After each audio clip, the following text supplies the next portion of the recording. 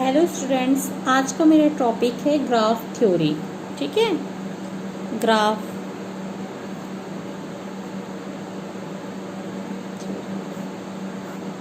Graph theory पे हम बात करेंगे। ठीक है, तो हम मोस्टली ग्राफ पे। ठीक, तो सबसे फर्स्ट हम देखते हैं कि डेफिनेशन ऑफ ग्राफ क्या होता है। डेफिनेशन ऑफ ग्राफ आपका, तो ये क्या होता है? अ ग्राफ, कोई भी ग्राफ। ठीक है, a graph consist of a non empty set of vertex of set और सेट ऑफ एजेस। अगर कोई ग्राफ, ठीक है, अ ग्राफ कंसिस्ट क्या करेगा, क्या कंसिस्ट करेगा? Of a non empty set of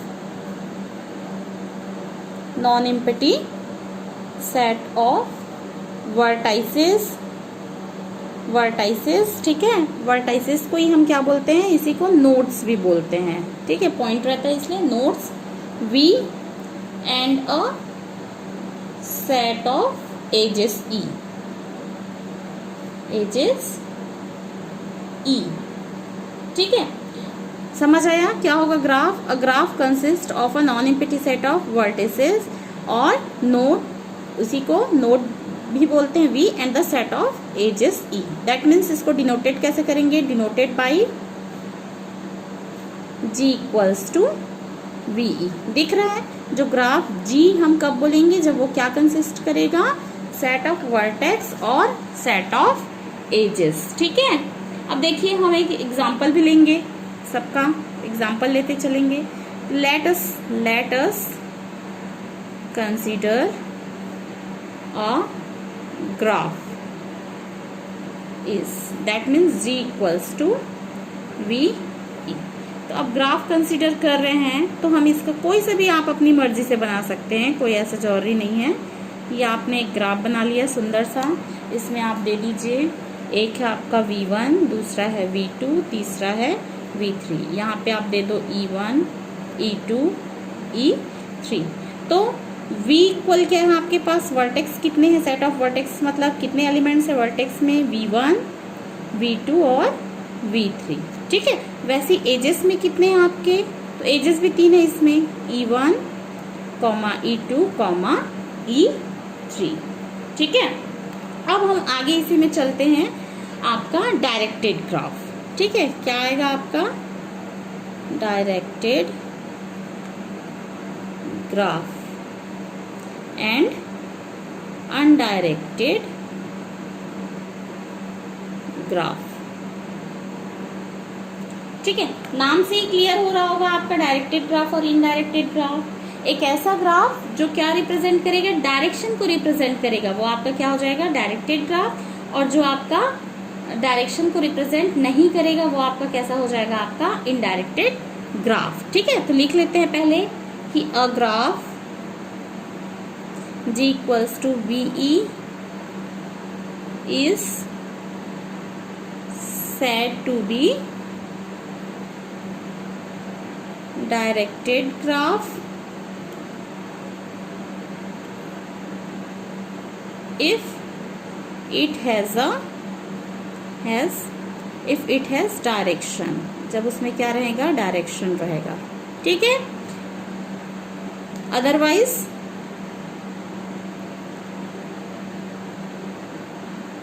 undirected graph.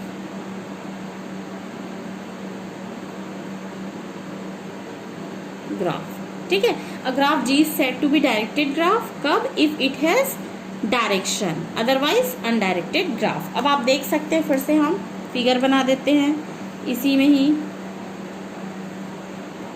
V1, V2, V3, E1, E2, E3। ठीक है, ये एजेस है। तब यहाँ पे आप देख सकते हैं कि आपका इसमें डायरेक्शन दिख रहा है क्या? नहीं। ठीक है, तो ये क्या है? आपका अनडायरेक्टेड ग्राफ है, अनडायरेक्टेड ग्राफ।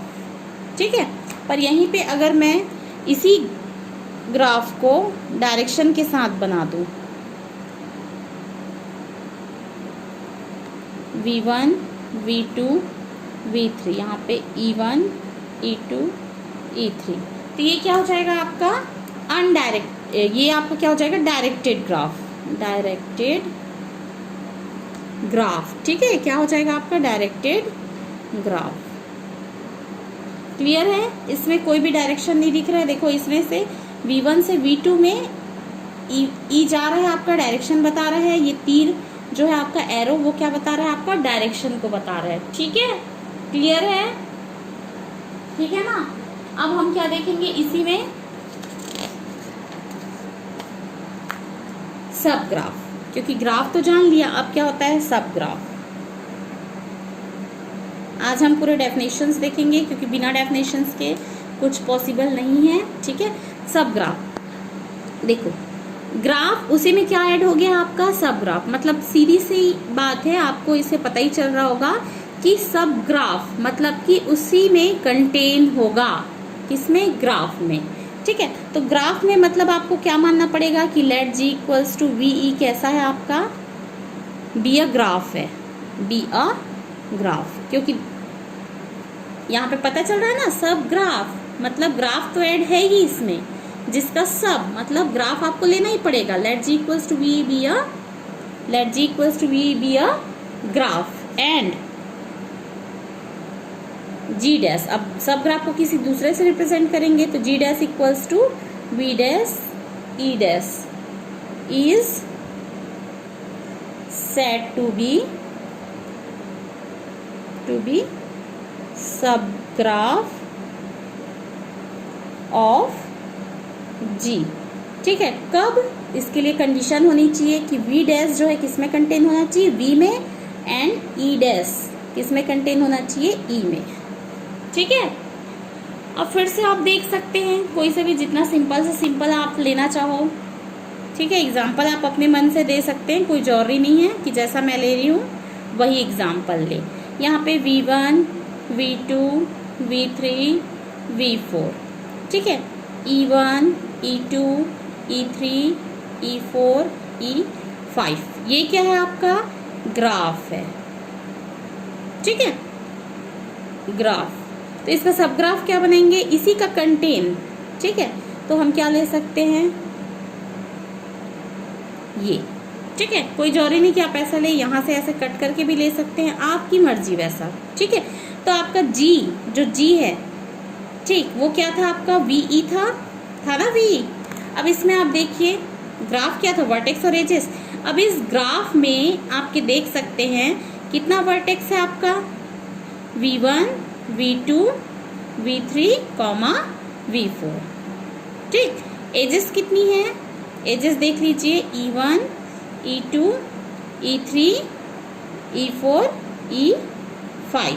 ठीक है, अब इसमें देखिए सब ग्राफ में देखिए V1 V2 V3 V4 E1 E3 E4। तो इसके लिए देखिए G डैश था जो क्या है आपका V डैश E डैश। ठीक है, अब V डैश वर्टेक्स इसमें कौन कौन से देख लीजिए, V1 V2 V3 V4। ठीक है, एजेस क्या क्या है आपकी, E1 E3 E4। तो आपको यहाँ से पता ही चल रहा होगा कि वर्टेक्स तो क्या है आपके दोनों सेम है, लेकिन एजेस देखिए आपके क्या है इसमें E1 E3 E4। तो E1 E3 E4 ये वाले ग्राफ में भी है ना भाई, दैट मीन्स क्या हो रहा है यहाँ से कि V डैश कंटेन है V में और E डैश कंटेन है E में। क्लियर है आप लोगों को। ठीक है, दैट मीन्स हम क्या बोल सकते हैं कि G डैश इज सब ग्राफ ऑफ G। ठीक है, इसमें एक चीज हमेशा याद रखिए ग्राफ थ्योरी में कि आपको डायग्राम देना बहुत जरूरी है। ठीक है, फिर होता है आपका नल ग्राफ। टाइप्स ऑफ ग्राफ देख लेते हैं, टाइप्स ऑफ ग्राफ में ही, जिसके दो टाइप्स तो मैंने बता चुका है, डायरेक्टेड ग्राफ, अनडायरेक्टेड ग्राफ करके। ठीक है, फिर इसी में आप क्या कर लोगे, टाइप्स ऑफ ग्राफ में नल ग्राफ। टाइप्स ऑफ ग्राफ में है नल ग्राफ। नल नाम से ही आप लोगों को क्लियर है, नल मतलब क्या होता है आपका एम्प्टी होता है ना, तो नल ग्राफ मतलब क्या हो जाएगा, अ graph G equals to VE is said to be null graph। Null graph और इसी को बोलते हैं एम्प्टी ग्राफ। एम्प्टी ग्राफ ठीक है। कब, if it has no edges, अगर उस ग्राफ के पास कोई भी एजेस नहीं होंगी, वर्टेक्स नहीं बोल रही हूँ ना, कोई भी एजेस नहीं होंगी, तब उसको हम क्या बोलेंगे, नल ग्राफ। जैसे हम देख लेते हैं V1, V2, V3, इसमें दिख रहा है कहीं पे भी कोई एजेस है क्या इस ग्राफ में? नहीं। V1 से V2 या V2 से V3 के बीच कोई एजेस जा रही है? नहीं जा रही। दैट मीन्स ये क्या है आपका नल ग्राफ है। ठीक है। दूसरा हम देखते हैं सिंपल ग्राफ। सिंपल ग्राफ ठीक है। सिंपल ग्राफ, सिंपल ग्राफ किसको बोलेंगे? तो आपका सब में ग्राफ शामिल है, मतलब ग्राफ रहेगा ही। A graph G equals to VE is called simple graph, या इसी को बोलते हैं strict graph. Strict graph, strict graph. If graph is undirected and does not contain any loop, मतलब किसको बोलेंगे? A graph G equals to V is called simple graph या strictly graph. कब? इफ, अगर जो ग्राफ होगा, ठीक है, इफ जो ग्राफ रहेगा, if the graph is undirected, अगर ग्राफ क्या रहेगा आपका अनडायरेक्टेड रहेगा, ठीक है, और कोई भी लूप कंटेन नहीं करेगा, does not contain any loop और मल्टीपल एजेस। ठीक है, समझ आया किसको बोलेंगे सिंपल ग्राफ? एक ऐसा ग्राफ जो क्या रहेंगे, अनडायरेक्टेड रहेंगे और वो ना ही सेल्फ लूप रखेंगे और ना ही मल्टीपल एजेस उनके पास होनी चाहिए। तो ये भी बहुत इजी है, आप सीधा सा सिंपल सा बना सकते हो। V1, V2, V3, V4, E1, E2, E3, E4, ये आपका क्या है सिंपल ग्राफ। कहीं पे भी आपको दिखाई नहीं दे रहा होगा कि मल्टीपल एजेस, एक ही एजेस गए हैं हर जगह से, एक ही है ना। मल्टीपल कब होंगे? जब यहाँ से 2-3 जा रहेंगे तब। ठीक है। अब चूंकि यहाँ पे लूप यूज हुआ है इसलिए हम देख लेते हैं सेल्फ लूप का भी डेफिनेशन। सेल्फ लूप किसको कहते हैं? ठीक है, ताकि ये हमारा कंप्लीट हो जाए यहाँ से।